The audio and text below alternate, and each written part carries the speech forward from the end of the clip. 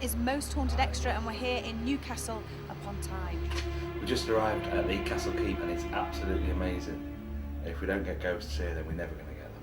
It's like a time bubble, right in the middle of the centre of Newcastle. There's all this hustle and bustle and the cars, trains, boats, everything around us. And yet right in the middle of the centre is this sort of really old castle. There's loads of tunnels and it's very easy to get lost in it. There's a lot of stairs. It's a lot of stairs everywhere. You've got to, so it's gonna give us all a workout. It's big. It's quite a big place. And you think you've gotten all the rooms and all the shops and the things you need, and you turn the corner, and there's another corridor or another room. Many people have very recently seen full apparitions. There's loads of stories about people getting touched and pushed and seeing various things and hearing footsteps. So I think it's going to be terrifying tonight. We've got Gordon Smith and David Wells arriving later on, new experiments that Louis got us to do, so I'm really looking forward to tonight. I really hope it's going to go well. I'm sure it will. There's so much happened in a place like this.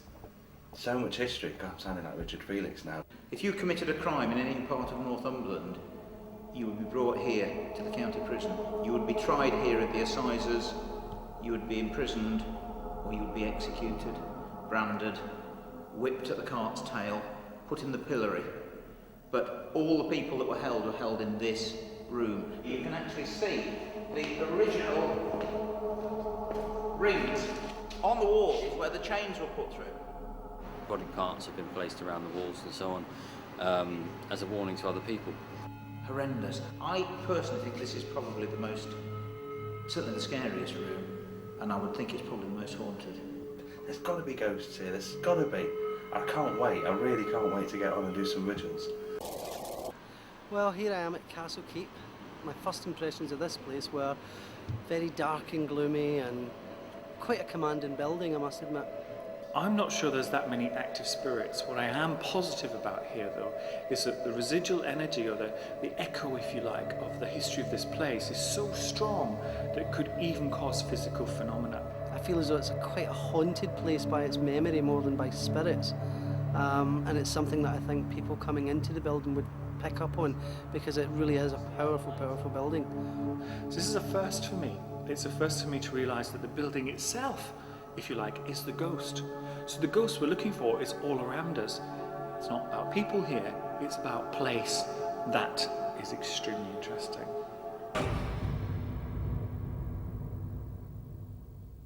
I've just done the lit walk round, and it was actually Vet that said this, first of all. I couldn't get into full flow, into full sort of, murder and lots of goings on, because we kept getting interrupted. There's a whisper. I heard a whisper as well. Is there anyone up there?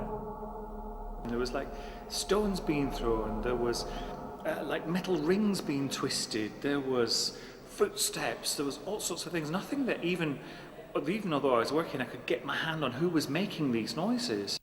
Basically, I don't know how to. What was that? Where basically, I don't know how to. What was that? Sorry, no, it was here. It was a door being. It was. It was that door, or a door being turned. It was. No, it wasn't that.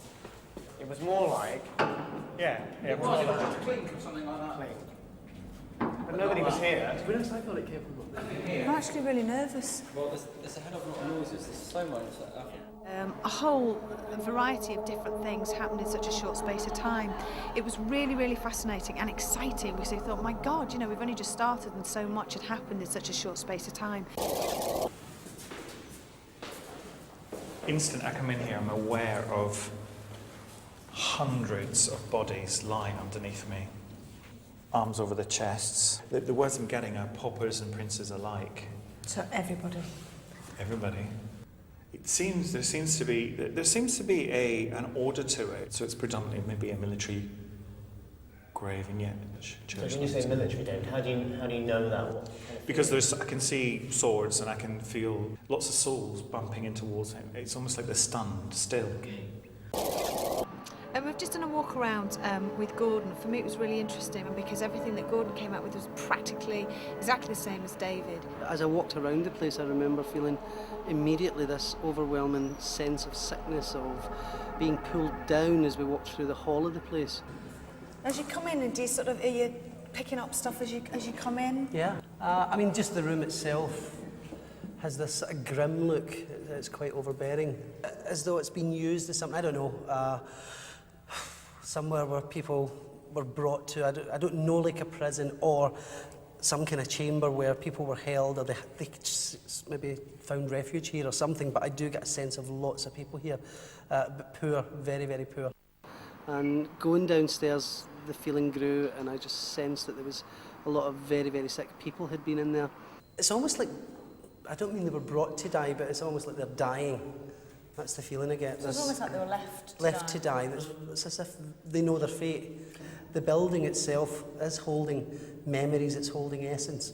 Okay. And that's stains that shouldn't be there. Well, there was a couple of different levels to the place. As we came back up the stair, I actually picked up that there have been people recently in this building who have been doing either something to do with prayer or cleansing of the building, or by their very nature had lifted the energies. Because it seemed to me that as I came up the stair, I started to feel a lightness and the sickness would go. So I felt that all of that kind of angst and pain and sickness and unwell feeling was left to the basement.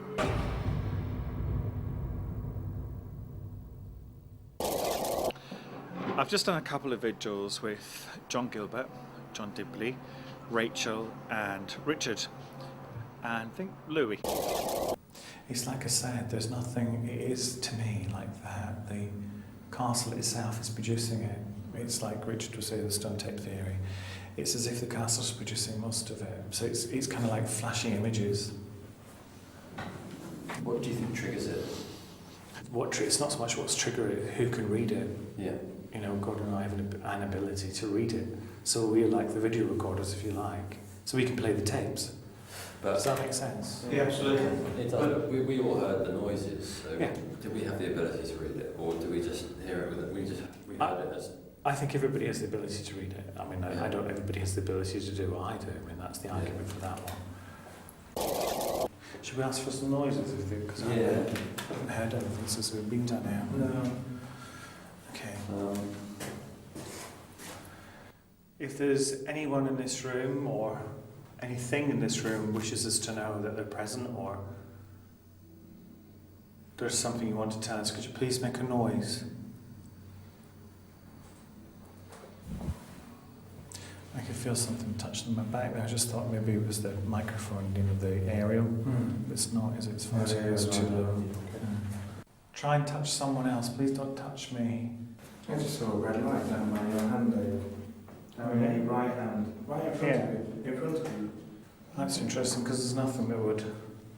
You can't see through here at all, can you? It's also interesting that that is a phenomenon that has been reported by Paul. A red light in particular? A red light. Red or orangey. That's interesting, isn't it? Yeah. Going back to what I said before, it does feel to me as if the castle itself is the ghost here. It's the memories this place is retaining that we're finding interesting. We did make contact with a little girl. Well, little girl, she was a teenage girl, I think. But she was just looking. I mean, if this spirit's been here for 100 years, 200 years, however long she's been here, she's seen it, done it, got the t-shirt. And really, there's nothing we're doing that's particularly interesting to her. She may be intrigued, but she may not want to contact us. If people are opened enough tonight, then yeah, there'll be some really good stuff. Very, very intense, so I would imagine that people will sense a heck of a lot of activity in there. Sense it, probably hear it, because I keep being drawn to sounds in there. I can't wait later on, if we're going to do a seance with, of course, Gordon and David. The energy will be incredible, and I'm really, really looking forward to it.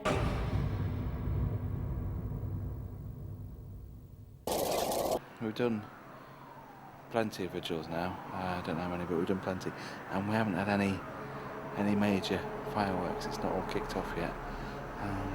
Whether it will, who knows? Right, You'll only be around the corner down to anyway. the what we're calling this. mezzanine, which is actually I believe, one of the more active areas of the castle. I'm pretty scared. Just I'm gonna stand here. There's still quite a long way. There's a few steps, but I'm just gonna stand here because if I want to run, I can. Okay. So.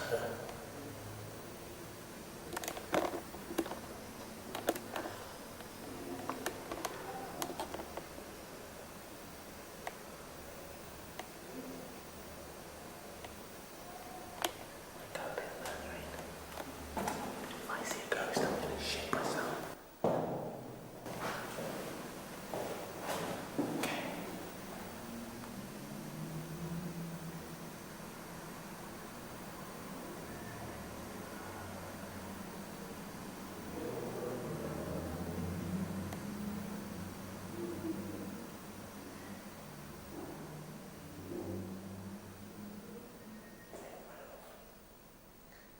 Is there anyone there?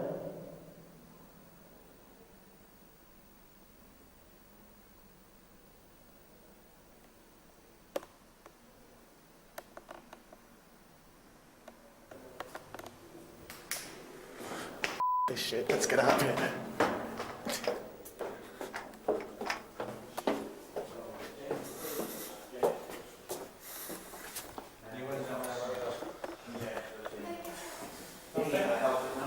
No, but I could stand it no more.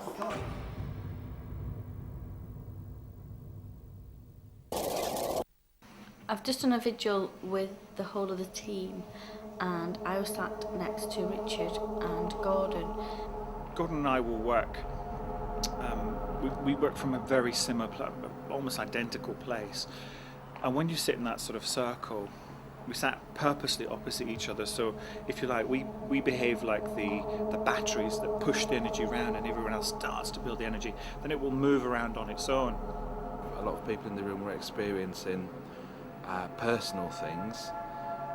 Gordon picked on a couple of personal things for specific people, namely Kath. And Gordon mentioned straight away that there was somebody stood behind me, and he said it was a young woman, and he said the name Jess. There's actually somebody on my left, and again, they're leaning right over you. Who's to my left? Kath. I see as if they're looking into the circle, and I just catch them at the side of my eye all the time. You're right. Yeah, I just felt really, really dizzy there. That could be the energy more than anything. Yeah.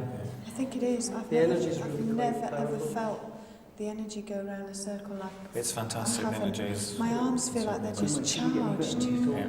All right.